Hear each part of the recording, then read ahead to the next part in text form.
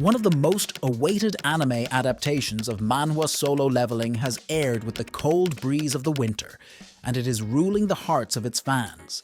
But there is also a breed of anime lovers who haven't read the webcomic and want to know about the gods of Solo Leveling. Well, you guys can be reassured about this when we are here. In today's video, we're going to cover everything about the gods of Solo Leveling. Make sure you don't take a break till the end so that you won't miss a thing. With that being said, let's get started.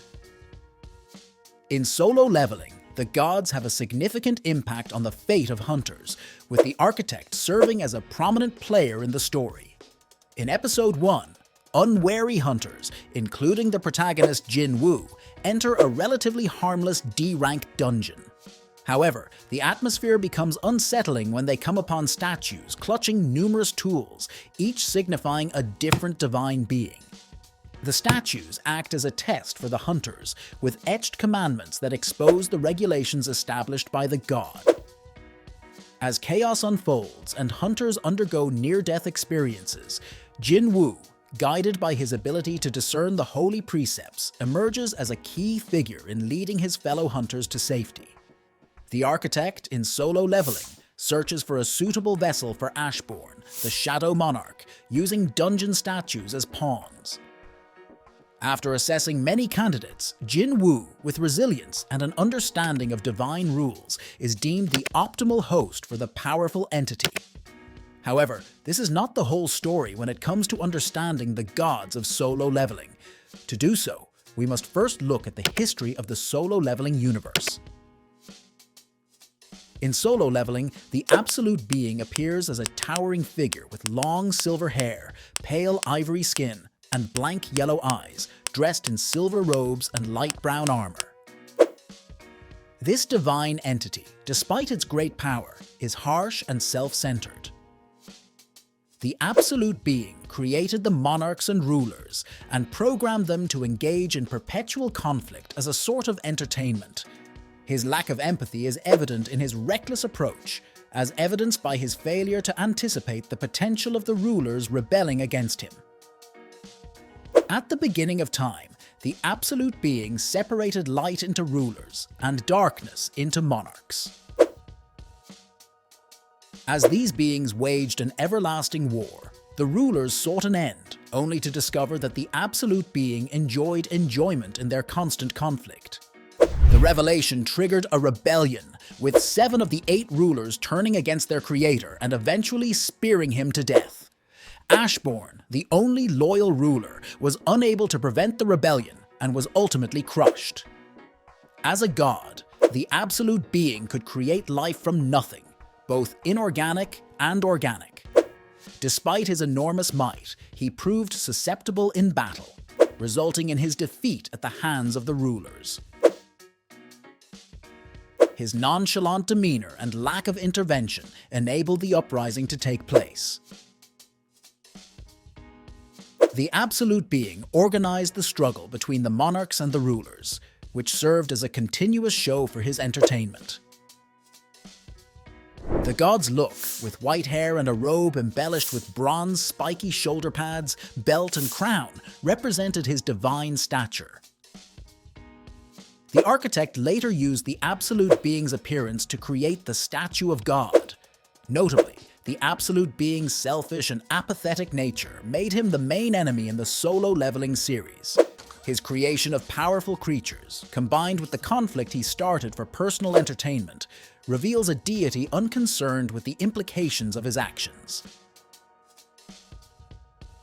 The Absolute Being's legacy lives on through the ramifications of the endless battle he organized, which shaped the narrative and fate of the characters in Solo Leveling's dark fantasy world.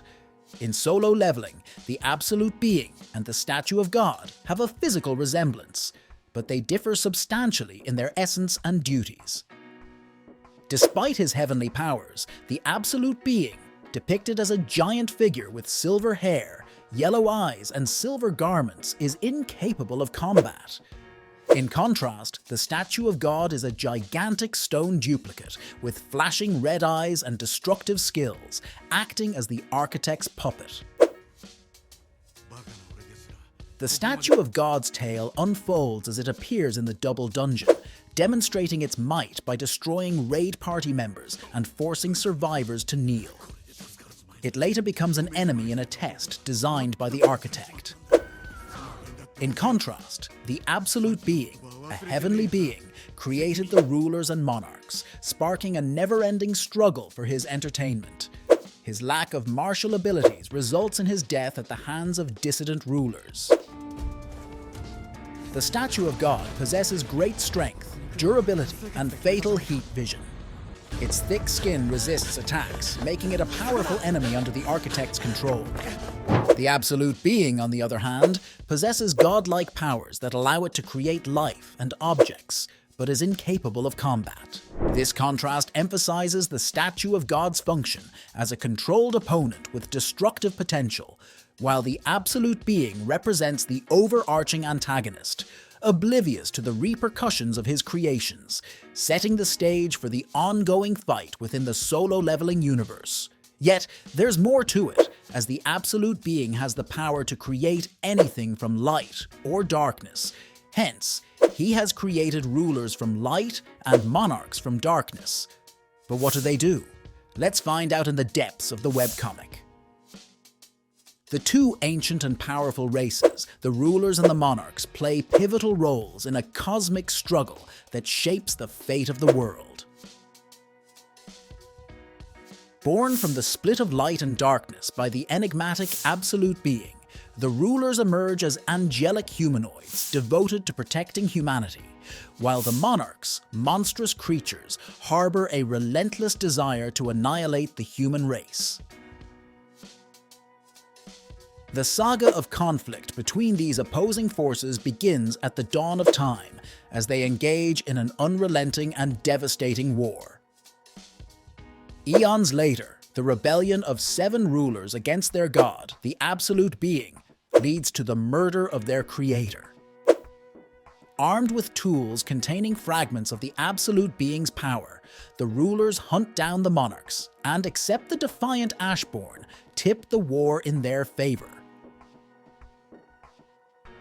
The turning point occurs when Ashborn, the Shadow Monarch, seeks to stabilize the power balance by allying with the monarchs. However, his overwhelming powers instill fear among both rulers and monarchs, leading to betrayal and ambush by 2 monarchs, Rakan and Baran.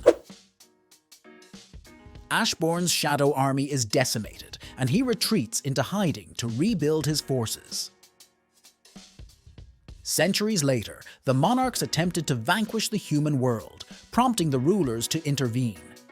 Despite using the Cup of Reincarnation, a tool created by the absolute being, to turn back time and gain a second chance, the rulers realize the inevitability of the destruction. They use various strategies, such as exposing humanity to magic beasts and empowering 7 chosen human vessels, including Sung Jin-woo, the protagonist.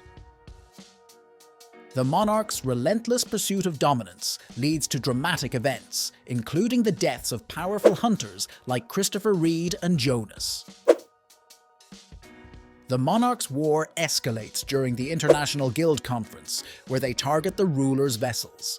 The final confrontation unfolds as the monarchs, led by Antares, launch a devastating assault on Seoul, aiming to kill Jin-woo before he absorbs Ashborn's powers.